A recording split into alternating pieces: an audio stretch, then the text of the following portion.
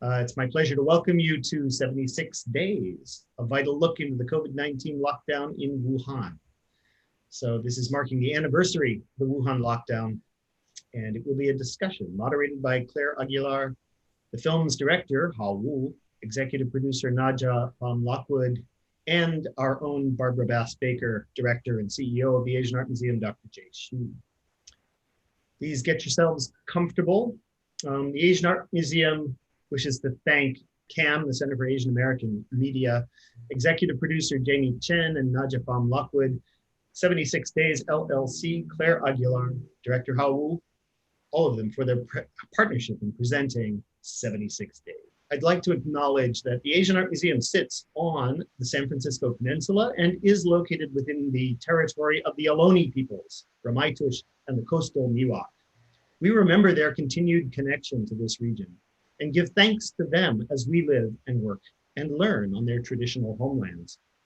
We offer our respect to their elders and to all the indigenous peoples, past and present. Now, it's my pleasure, first to welcome you and to introduce who I am. I'm Dr. Robert Mintz, Deputy Director for Art and Programs here at the Asian Art Museum. And I want to send out a special hello to all of you who are joining us for the first time virtually. These virtual programs have been going on for a year, and we are very happy that you're joining us for this one. It's my pleasure to welcome you to 76 Days, a raw look into the COVID-19 lockdown in Wuhan. On behalf of the museum, I want to thank CAAM, Center for Asian American Media, executive producer Jamie Chen, 76 Days LLC, our evening speakers, Jay Xu, Claire Aguilar, Hao Wu, and Naja Pham Lockwood, all for their partnership in presenting 76 Days. If you've not had an opportunity to screen this award-winning film, everyone who registered for this program today can still watch or re-watch using the streaming link that was shared with you. Allow me also to thank you all, our museum members, supporters, special guests, and friends of the museum for your continued support. Your impact is vital and goes a long way toward allowing the museum to educate through our programs with schools and communities, to preserve art for future generations, to organize world-class exhibitions, to be a platform for established and emerging artists, to build cultural bridges, and to connect people with the art that we all love. We also connect people with each other in forming community. If you're not already a member, do consider becoming one and taking advantage of the exclusive events and benefits that membership has to offer. And lastly, before we begin tonight, let's all take a moment to recognize the incredible loss of life that's happened during this pandemic, and the world's frontline workers who are dedicated to keeping our communities safe and healthy. Thank you. It was exactly a year ago today that Wuhan began their COVID-19 lockdown. And with that, I would like to introduce our discussion's moderator tonight, Claire Aguilar. Claire is a programmer and independent producer and strategist. She's worked as a film curator, film festival director, and public television commissioning editor and broadcaster, bringing compelling creative documentaries and innovative content to the world. Claire? Hi, thank you, Rob. Thanks very much. I am so pleased and honored to be able to have the honor to moderate this panel discussion on this very momentous day. As Rob mentioned, it's the first anniversary of the lockdown in Wuhan, China from the COVID epidemic. And I hope all of you have gotten a chance to see 76 Days, which is our panelist director Hao Wu's, what I would call a masterpiece, a riveting look at behind the scenes in Wuhan at the Red Cross Hospital there. And if you haven't, you still have a chance to see it through the link, and also it will be free to stream by MTV in commemoration of the 1-year anniversary today, January 23rd. So let's begin. There's a lot to get into, and we have the pleasure of having 3 panelists, and I would like to introduce you to the first, who is the director of and CEO of the Asian Art Museum in San Francisco. He is our host, Dr. Jay Xu. Hello, Claire. Hello, everyone. Thank you. And joining Dr. Sue is the director of 76 Days and the writer, I should mention also, director Hao Wu. Hi, Claire. Hi, Jay. Great to be here. Hi, welcome. And then lastly, our third panelist is the executive producer of 76 Days, and that is Naja Pham Lockwood. Hi, Claire. Hi, Jay. Hi, Hao. Pleasure to be here. Great. Thank you all for joining us. We're really excited to get a chance to talk to you. Why don't we start at the beginning, though? And one of the things, and also just to mention that this is such a special event to talk about in the context of a museum setting, but also that the museum has dedicated itself to support the work of filmmakers as Asian artists, and also of what we would call an independent film, which is basically financed by itself and also made with artistic independence. So thank you for that, and also with the support of the Center for Asian American Media, which is a champion of this kind of work in media. So why don't we start at the beginning, and that's the question to all of you, but especially about how this film got started. I mean, it is, as you've seen, an on-the-ground look at the COVID epidemic in China. How did it begin? Yeah, so first of all, thank you so much. Great to be here. Thanks for attending this event. And I would like to give a special shout out to MTV Documentary Films, who's the North America distributor for this film, and to make this film available for this special event. So normally as a filmmaker, I think Claire and I, we know each other for a long time. Usually my past films, I always focus on character-driven stories. I usually shy away from newsy topics because a lot of times I wonder, what else can I bring as a filmmaker? What extra understanding, additional understanding can I bring to a topic that if that's being well covered by news media? But I think with COVID-19, at least early last year, it was becoming extremely personal. Of course, right now, COVID-19 has become personal for most of everybody on this planet. But then I think it was personal for me because, first of all, I flew to Shanghai to spend Chinese New Year with my parents and my sister's family on January 23rd, the day Wuhan was put under lockdown. We made the plan a couple months in advance. We had no idea what was happening in China. And 24 hours before the flight, we heard about, I was supposed to fly back with my partner and 2 kids because both my parents have late stage cancer. I wanted to take the kids back so they can spend some precious holiday time with their grandparents. But 24 hours before the departure time, we learned about this. Wuhan was put under lockdown. So we were shocked. We didn't know what was happening. In the end, I flew back by myself. And then to see Shanghai, China's largest city, of 21 million people during China's largest family holiday being completely shut down. Shanghai is far from Wuhan, but then as soon as Wuhan was put under official lockdown, the rest of China went into voluntary shutdown as well. To see Shanghai like that, which I never seen anything like that before, and just nobody on the street, very few cars. It was really like a zombie film set.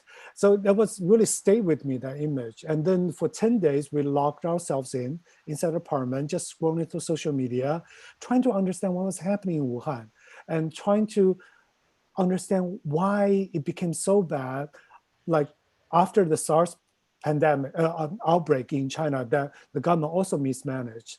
So by the time I came back to the US in early February, when a US network approached me, asking me if I wanted to make a film about the coronavirus outbreak in Wuhan, but at that time it wasn't a pandemic yet, I jumped down and said, I wanted to find out what was happening. Even though later on the US network dropped out, I continued on independently.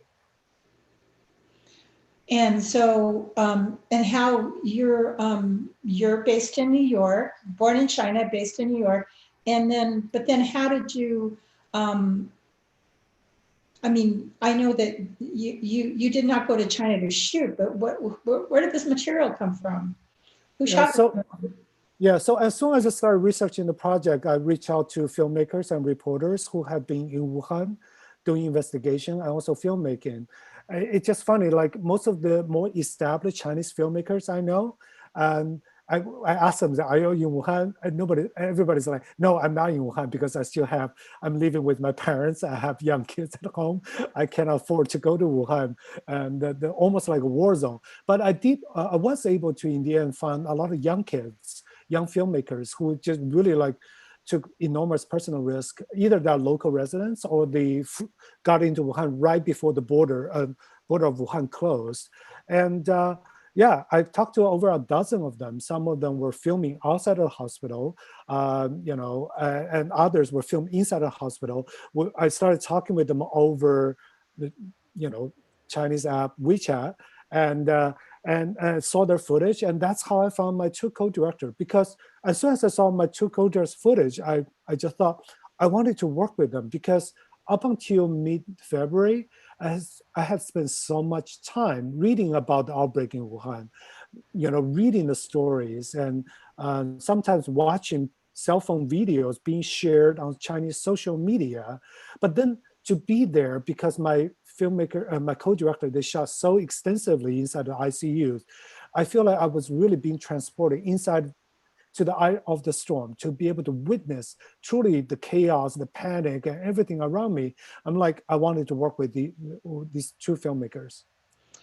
Um, the film, and not to give out spoilers, I assume everyone's seen the film, but the film starts with this harrowing scene of a young woman who's trying to say goodbye to her dying father, or her father, who maybe he's passed already, in the ICU, and just screaming like, I have to say goodbye to my papa, please, please, and they won't let her in, but they're holding her back and holding her hands.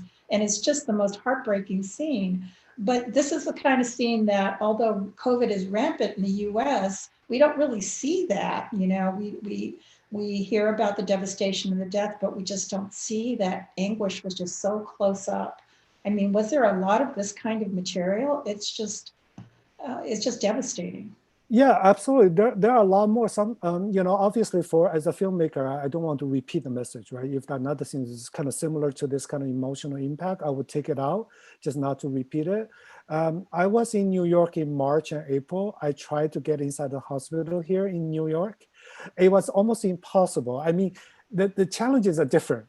In China, a lot of time people perceive to be state control of access, but the problem with China is that, based on my personal experience, China is so big, and a lot of decision making is at the individual level. So with my two co-directors, obviously they were reporters, and with my co-director Wei Chen, he was rejected by 4 different. He's a video reporter for Esquire China, but he wasn't sent by Esquire to cover the story there. He just wanted to go because he's an aspiring filmmaker. He got rejected by 4 different hospitals before he found a way to embed himself with a medical team sent from elsewhere in China to cover Wuhan, to support Wuhan. And that's how he gained access. My other co-director, Anonymous, he's a photojournalist for a local newspaper, and he already knows those hospitals, so that's how he got in. But when I was in New York, I talked to all the hospitals.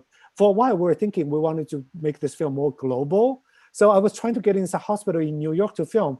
Here, we have HIPAA laws for privacy concerns, obviously. And secondly, the hospital worries so much about liabilities, right? They don't want to admit anybody to come in. And what if the filmmaking team got infected? And so I think, yeah, it's like the same story happened here, but we haven't been able to see it. That's kind of a little bit strange to me, but it's also understandable. Naja, how did you get involved working as executive producer on this film, and what is your connection?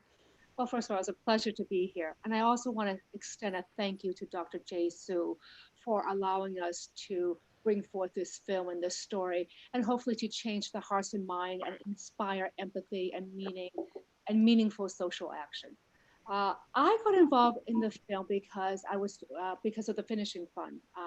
The team needed to raise the last part for the film, and I saw the clip.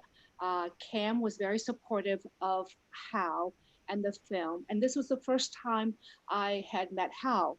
And I remember sitting down and watching also with my colleague Geraldine Dreyfus. And we saw the film and we spoke about it, and we were just taken aback. Hao is a brilliant filmmaker. He is an amazing cinematography with his colleagues, as he just spoke. The cinematography was just amazing, and then the editing was just so right on. But more importantly, it was really the human story. We were just taken aback by how the story was weaved as in terms of the storyline, but also the individuals and how much meaning and for a film that goes beyond politics. And I think for us, it was just a beautiful story, and we wanted to get involved and support the film.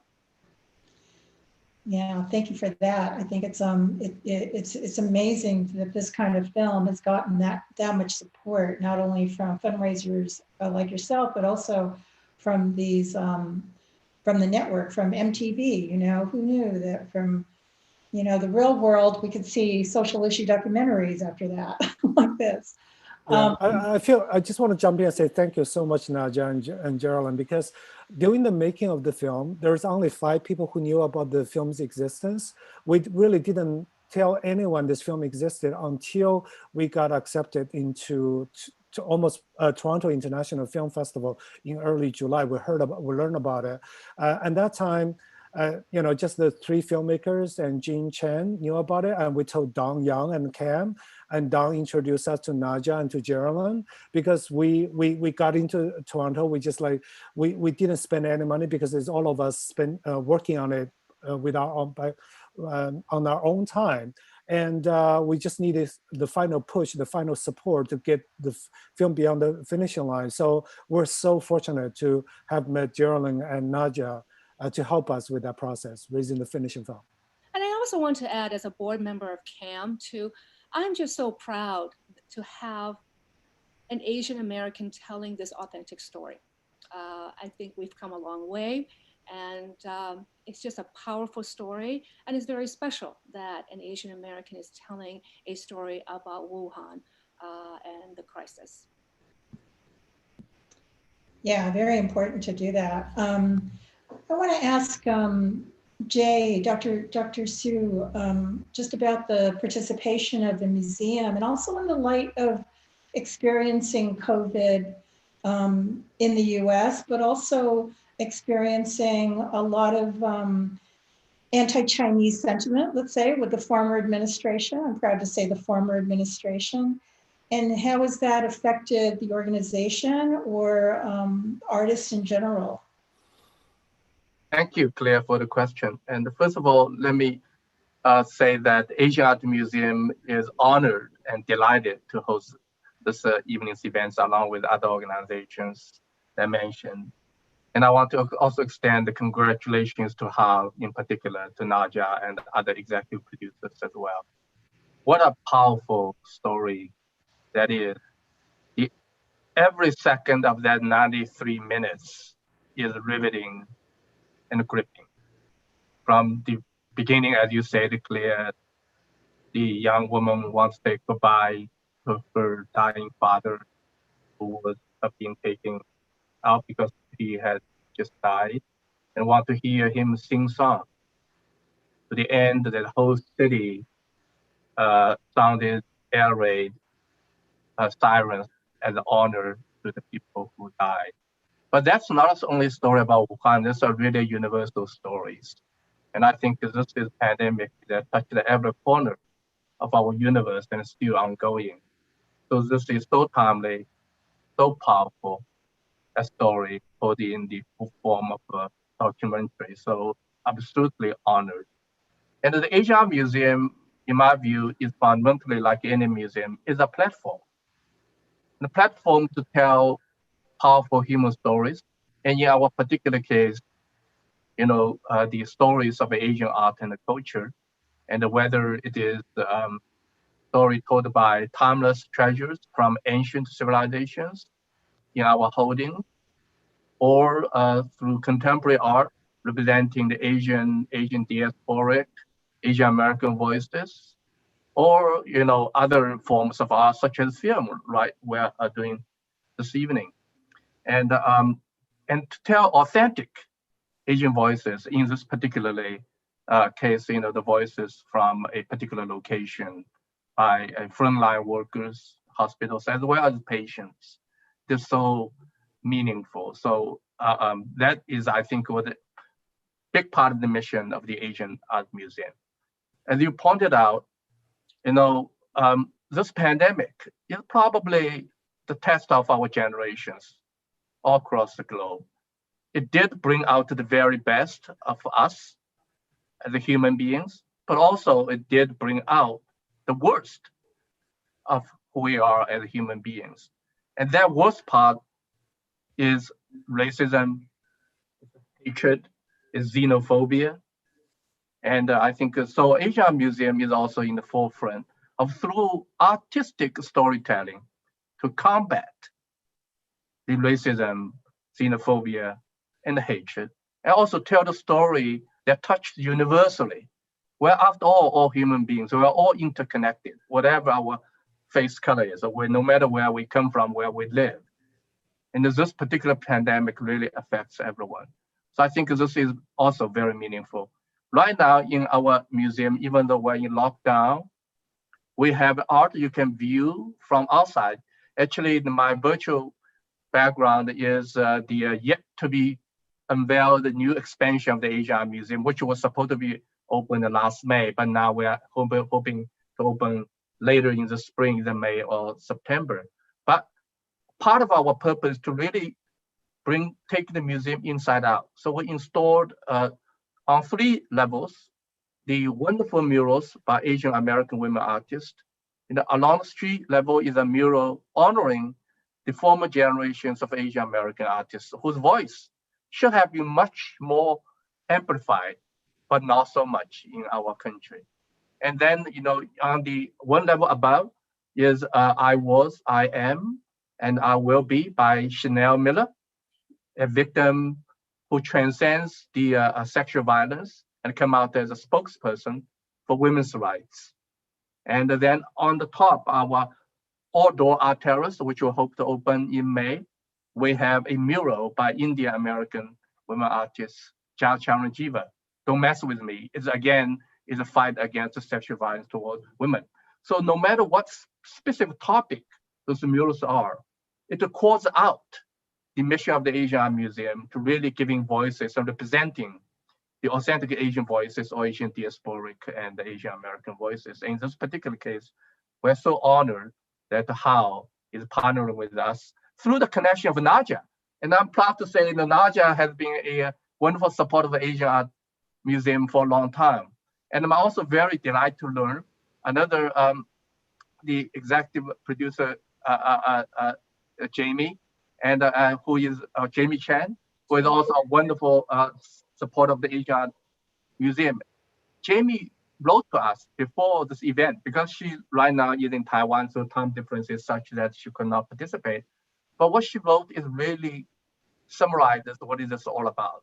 She said the primary purpose for supporting this film is to make sure that we encourage all the people, don't give up hope and altruism, regardless of our race, our nationality, and our political beliefs. We need to come together to combat these common challenges for this globe. And so I thank you again, Hao and Naja, and you, Claire, for hosting and moderating this event. Well, Thank you, Jay. Beautiful words. Thank you. And thank you, Jamie Chan. Yes, Jamie is an amazing human being. She's in Taipei, and she is one of a great philanthropist in which she supported the film. So we are so thankful to Jamie Chan. And I think the theme is absolutely correct, that we are moving beyond hate. And it's a reminder that this film is a reminder that we are all in this together. And whether we are Asians, we are Germans, or we are Americans, we are all in this together. And I think that is the beauty of this film. Well, bravo to the museum and thank you all. And that looks like a great lineup, Dr. Sue. I wish I could go to San Francisco to see the outside of your museum to come. It looks great. Some of the questions that actually we're getting questions right now, and we'll reserve some time to talk and answer some questions later before the hour is up. But a lot of the questions that how you've been receiving are about politics. And we're getting a lot of questions. Let me ask you this though, has the film screened in China, or is there an opportunity for the film to screen in China? No, so it's a long story. So because the decision to make this film apolitical in the end, it's obviously after a few months. I mean, there's a combination of reasons why my team and we made that decision. But even after we made the decision to really focus on the human stories on the front line, for example, like my co-director Anonymous, because he's a reporter working for a state-owned newspaper, he's still concerned about what if the government will dislike the way we portray the early chaos and also the scale of the human tragedy. And he's also afraid of, in China, there's a growing number of nationalistic internet trolls who will attack anyone for, perceived to be portraying China in a negative light. So since he only had a job with a state-owned newspaper in his entire career, he's like, just take the film, do it outside of China, don't bother me. I don't want my job to be affected. So that's what we did. So we've been declining all media interviews from Chinese language media since we premiered on TIFF. But it just, in a bizarre twist, like 2 weeks ago, because we're pushing for, the film is qualified for the Oscars and a lot of critics are liking it. One of the influencers on Sina Weibo, which is China's equivalent of Twitter, that influencer has 19 million followers. So he spotted this film. He posted the trailer on his account on Weibo, and that post got 190,000 likes within 2 days. So the film went viral in China. Pirated copies went everywhere. So we couldn't control it. We're trying to delete it from all the different platforms, but we just couldn't keep up. Overall, I think most of the feedback has been relatively positive. People who watch the pirated version, but as what my anonymous co-director had feared, those kind of nationalistic trolls, they came after me without having watched the film. Just the very fact this film is being distributed overseas is evidence enough that the filmmaking team is trying to appeal to the Western prejudice against China. So it's really ironic. I think I saw some people asking about the questions about politics. I think right now in today's geopolitical tension between US and China, as an artist, sometimes it's really challenging. Like here on Twitter, on English language Twitter, this film, some of the people attack this film for not being critical enough of China.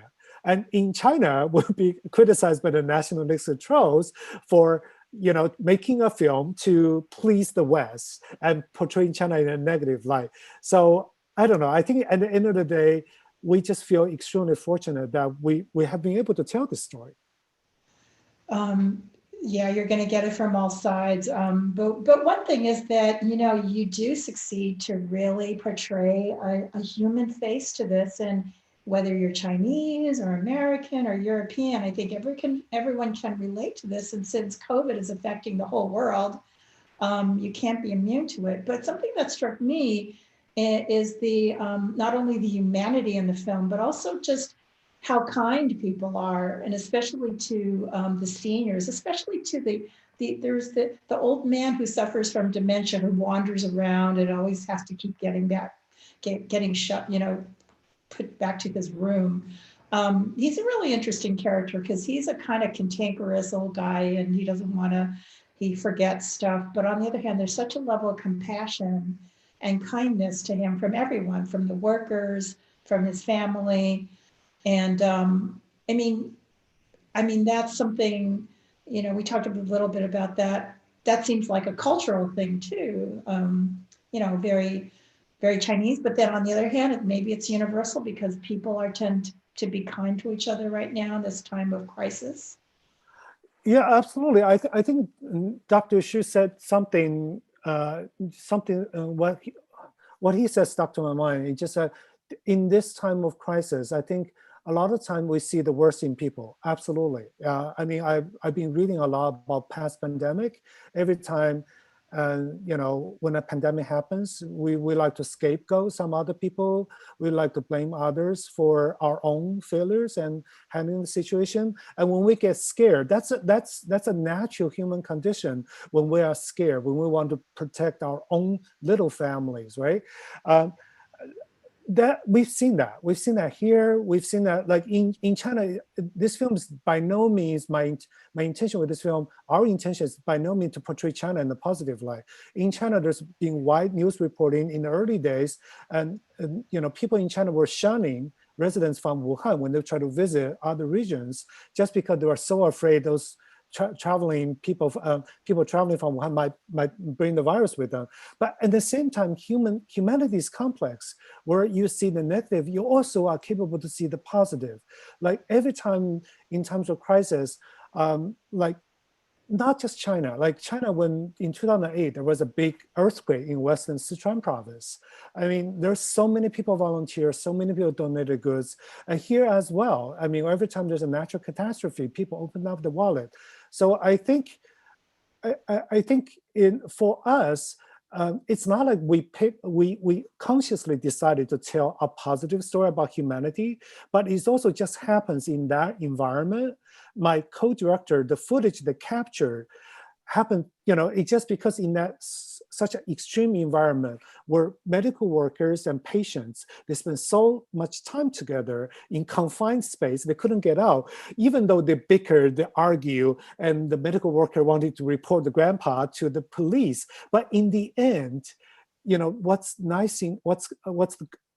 is good in all of us gradually emerges. They form almost like a surrogate family in their environment. So, I mean, I don't know. I've been talking to filmmakers everywhere, in Madrid, in Milan. I was filming here. I have a lot of friends who are doctors in New York City who handle COVID patients. I feel like those stories are pretty common across all cultures. Yeah, it's so it's so kind of tender and just kind of wonderful. From everything from the other heartbreaking scene is with the worker who has to call the families to tell them that their relatives have passed as she's cleaning off their personal belongings from their cell phones to their jewelry, and one she decides to give personally to a daughter, and it's just heartbreaking. But yeah. Yeah, I think another thing is that a film is not, we're not doing news reporting with a film. Obviously, not every doctor does that in Wuhan, right? I mean, the regulation, government regulation, explicitly stipulated that anything personal effects from the dead needed to be destroyed, because in the very beginning, they were not sure how long the virus will stay, you know, active on surface. So the doctors and nurses were ordered to destroy everything. But in that particular hospital with that particular nurse, she decided to keep everything, to return them to the family of the dead. I think as filmmakers, like documentary filmmaker, we're always trying to balance between what is the factual truth we want to portray and what is sometimes, you know, subjectively what we call emotional truth, what we perceive to be what we want to express as filmmakers in the film. So we happen to have this character whom I found extremely compelling. So we told her story in this film. The more interesting thing is, there's so many questions, is that the Wuhan is a big city. I mean, you know, probably not for China, but relatively, right? How many people? Yeah. 11 million people or something. But the level of compliance during lockdown, I mean, you can never imagine that happening here. I mean, here I'm in LA. Yeah. favorite land of the Shoshone and Chumash, by the way. But we are, there are restaurants that are just refusing, to close because they say they can't afford it. Whereas at Wuhan, we see a, pretty high level of compliance. What's the situation with COVID with Wuhan now? I mean, just recently, I think China, there has been some flare up in terms of local transmissions. I think the number right now is at most a couple hundred, a few hundred new cases every day, which is minuscule, right, compared to the number of new infection we have here. But the Chinese government right now, they're pretty much locking down 28 million people in northern China because they're afraid of the cases spreading, especially where right now, once again, right before a Chinese New Year, a lot of people are going to be traveling in China. So the government is afraid of that. And they are locking down people that are doing massive testing. So they are requiring every city to be able to test 2 million people within 48 hours. So that kind of efficiency in terms of the government control and management of the situation, I don't know whether we'll be able to have it here. It's a different level of control. Different rule of law, and it's also very cultural, right, from one country to the next. Yeah, I don't know what Dr. Xu, what do you think? What's making the responses here so different between the two countries? Not just two countries, two regions, right? Asia. Naja actually alluded to something important. That is besides the other aspects of how the government systems are different. I think there's a cultural differences as well. China has been for 2,000 plus years and a very confusion and the society, and this is sort of in the DNA of the people that you adhere to what authorities, particularly in this kind of pandemic situation. And here in I think we all have different ideas of what personal freedom and the liberty is, and this is of course the most important part of our value system, freedom, liberty. But how do you balance that against the collective common good? So I think how to arrive at the right balance is a challenge for all societies. Absolutely, absolutely. And China also has experienced epidemics and pandemics with SARS and so on. So there's that kind of history of the pandemic as well. Yeah. I think all just really quickly, I think right now East Asia and Africa, they're handling this relatively well, just because these two regions have suffered from pandemic, local epidemic outbreaks, right, repeatedly almost every decade. So people know they have to listen to their public health authorities in times of crisis like this. We've been lucky. We have been relatively spared by many of the viruses here in the U.S., I guess. How you're also credited with writing this film, and some people, they don't know about writing a documentary is kind of an interesting concept, because people think it just happens, but there is really craft in structuring a documentary. And one of the questions that's come up is, are there other stories or characters in the film that you had to leave out? Surely you must have met more people. And how did you make those decisions on how to include those central characters? This film is a big departure from the film I used to make. The film I used to make was really focused on main characters, follow them after a period of time. That's what I would call what's the quote unquote the most standard documentary filmmaking. But with this one, because my co-directors, they were filming on the ground, I'm obviously remotely collaborating with them. I will reveal their rushes, but I'm always, because of the Great Firewall, uploading into the cloud, downloading into the cloud, I'm always a few days behind. By the time I could give them feedback, things would have changed on the ground. So basically, I received the footage from them. I started editing, but since they didn't have time to really do any research to realize who can be interesting, it's a war zone, right? So they were just turning the camera on, try to capture as much as possible. But when I started editing, it's like, what is this film? How do I tell it? What's the style of this film? Who are my main characters? Do I ask my co-director to go back to interview those quote unquote main characters to let them speak to camera, or do I add more like news clips to let people know that this is day 1 of the lockdown, day 5 of the lockdown, day 10 of the lockdown? So there's a lot of creative decisions to be made at the very beginning. But in the end, since I was so lost at the very beginning, so what I did was really dive into the footage to follow my gut instinct. Just say, this character moved me because of this. I picked this scene out. And that character moved me over something else. I picked that scene out. In the end, I had all these little like pearls of precious emotional scenes. And then I tried to figure out how to string them together. And then, and then at that time, since we cannot go back to film a lot of to do pickup shoots because the lockdown's over. And then all of a sudden, I just remember Frederick Wiseman did it, just pure observational. One of my good friend, Ramona Diaz, Motherland, did it following a maternity hospital in the Philippines, with no traditional main character carry the film. Just, it's a group portrayal of a special institution or a special circumstance.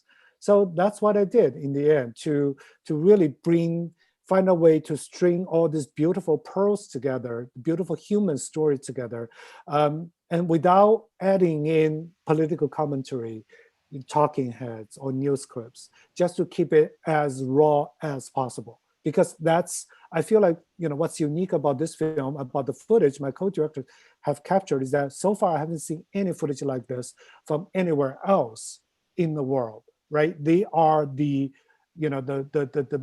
most direct documentation of both the horror and as well as the hope, the glimmer of hope on the COVID front line.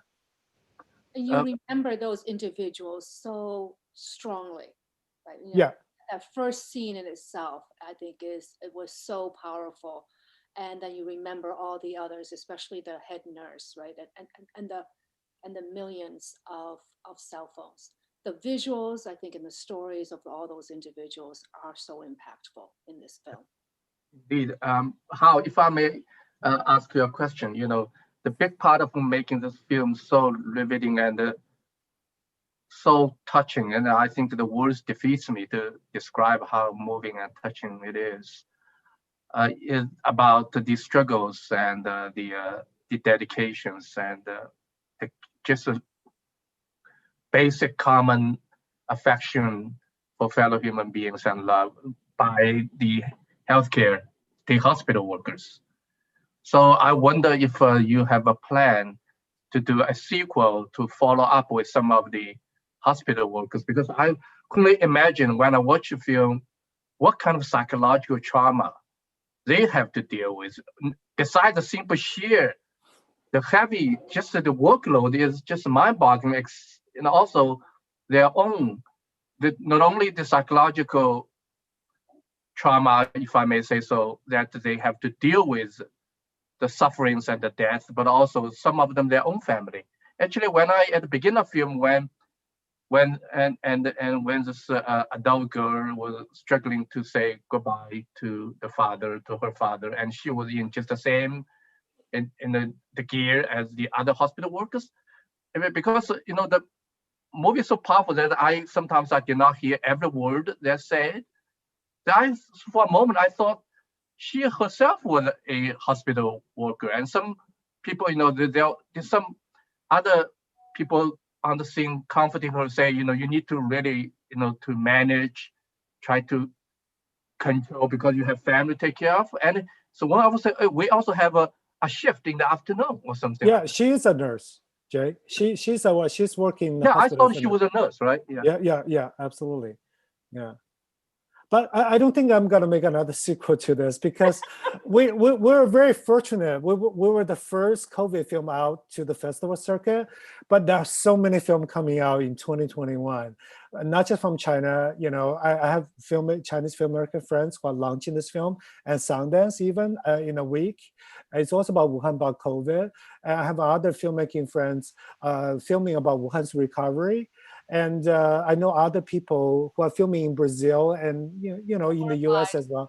There are a lot. There's going to be a lot. I feel like I contribute my little bit. I'm just gonna sit back and really watch other people's work so I can fully have a more global understanding of the human impact of this pandemic. Well, we'll see. There are a lot of pandemic films, but as Hao mentioned, this film is in contention for an award for best documentary. So we'll see. We'll see if it gets on the short list. I have a feeling it will, and it's already garnered lots of awards. It's been at a lot of festivals. I think we have some time for some questions before we conclude, but one question that keeps coming up is like people want to see the film. So if you're a member of the Asian Art Museum, then you should have been received a link for the film. And I'm told that you should check your spam folder because maybe it got lost in there. And also there'll be a free screening of this film from MTV tomorrow, right, Hal? Yeah, so for anybody who want to, so MTV documentary film to commemorate the 1 year anniversary, they are doing a free screening for, in virtual cinema. So just visit 76daysfilm.com and you can watch the film for free, get a free screening link, and also MTV documentary film will donate $5 to the art house, local art house theater of your choice. You can support them that way too. Nice, that's great. So, if you miss the film or you'd like to see it again, you can either check your link or check out the free screening on MTV tomorrow. And also this discussion is being recorded, so if you missed any part of it, you can go back and watch in the archive. So some of the questions, let's see, there are some we have already answered. I think there was, there's some directed to Dr. Su about the museum and the steps that the museum has taken to and the challenges about racism for Asian American artists and the museum. I think you talked a little bit about that, but do you want to elaborate on that? Okay. Thank you for the questions. Yes, there are the multiple levels of or the multiple fronts in which we can engage our audiences and particularly our local community and to address the issues. As I said, the Asian Museum and first and foremost is a platform to give authentic voices of Asian art and culture through the storytelling of art in all its manifestations that we advance our common effort at fighting against racism and advance our the collective cultural values, if you will. And so so we have a number of programs that we partner with other organizations such as MOAD, the Museum of African Diaspora in our community, as well as the organizations such as the CAAM. CAAM has been long-standing partners. And then we have programs in our own premises, such as the murals I just mentioned. We are also has been installing other arts in our museums, and every one of them has a story to tell.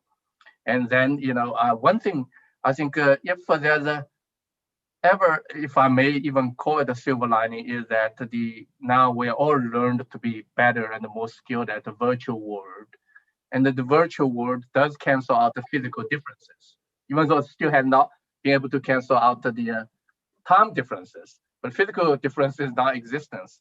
So this enables actually us to reach out even further to a global audience, as well as partner easier with the other organizations, whether across the Bay Area or across the nation, across the world.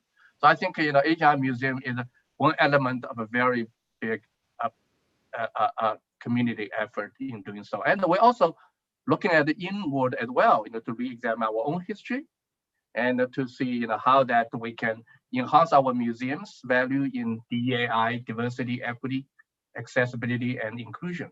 So I think this kind of work that should inform and is informing every aspect of the museum's operation. And so both visitor facing as well as among our own staff and the board and volunteers. Oh, thank you. That's great work you're doing. There have been some questions about the Chinese government that have come up. Let's see, there's one. How has the Chinese government responded to this at all? The government has been quiet. Like I mentioned earlier, this film went viral on Chinese social media 2 weeks ago. I guess the fact the topic has not been banned, the mention of the film has not been banned, means nobody's finding this film to be subversive to the government. But so far it's been quiet. I think right now what we're battling more is with the like I mentioned earlier, nationalistic trolls on the internet. Who are spreading a lot of like personal attacks as well as wrong information about this film. Yeah. So it has been distributed virally, and it's probably going to be seen by many people. And have you gotten any personal responses from people in China who have seen it? I think you answered this a little bit, but what's the overall reaction been who have seen either the trailer or pirated copy? I think a lot of people said in China, on Chinese social media, a lot of people, Chinese people who watched it, said they cried from beginning to the end, because for them, the lockdown is not just a trauma for people in Wuhan, it's a national trauma. I think, it's so hard to recount the detail. I think during the pandemic, I read a wonderful book about the AIDS pandemic and the band played on, because in the past I knew about the AIDS pandemic, the AIDS crisis in the US, but I didn't know enough. But then reading that book to fully comprehend what happened in the early years of the AIDS pandemic here in the US was truly eye-opening. The same thing could be said as somebody, I hope someday someone gets to write a book about the early days of the pandemic, because it's just really complex. They're just roller coasters, ups and downs, and for the entire country of China. So a lot of people told me this film watching this film was really emotional for them. I feel extremely happy as an artist, because like one of the goals for me to make this film is that to leave the unflinching record behind, so we will never forget this. Because I feel like not just people in China, people everywhere will have a tendency to leave traumas behind. We want to go on, right? And live our happy life. After the Spanish flu in 1917 and 1918, we had the go 20s. We were partying in the US. But this time, because the pandemic will come back, because our human activities are encroaching on wildlife habitat, the virus will jump again from animal to humans. It's bound to happen. So I hope not just for the people of China, for people everywhere, we never forget this. We never forget how painful this has been, so we can be better prepared. Yeah, so that's a nice note to end on. We're going to have to be prepared, and this is something that it's harrowing, but we're going to have to be prepared for it. I think we're nearing the time of our conclusion, but I want to ask Naja to wrap up and have some final thoughts before we conclude, and I can give it to Dr. Su to conclude. Would you like to say any final remarks, Naja? I'm just honored to be here with Hao to present this film. And it's been very emotional in some ways for me, because the Asian Art Museum was my first boardship upon coming from London many, many years ago in 1999. And so I'm honored, Dr. Su, to come back and present this film with Hao, and hope that we can all unite and move beyond this pandemic. Thank you. Thanks so much. And Dr. Su, thank you so much for helping us in putting on this event. And would you like to conclude and say a few final words? Thank you so much, Claire, for the opportunity. Actually, I'd like to conclude upon the comment that you echoed what Hao made, that we need to be prepared. We need to be ready.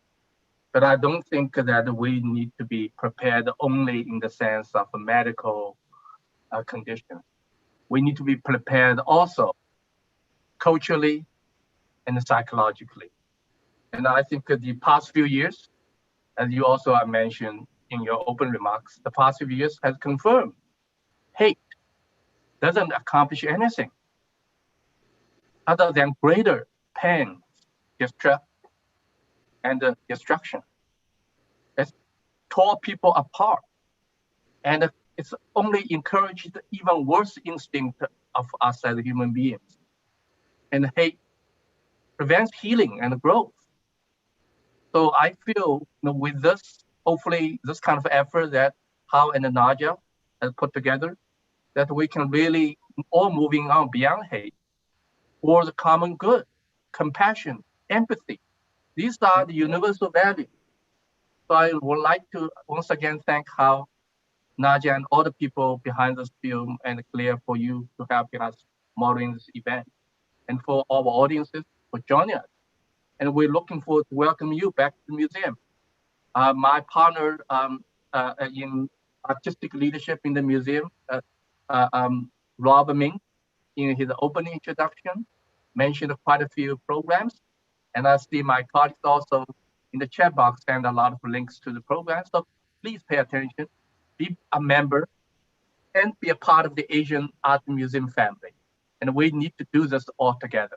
And we are in this all together. Thank you.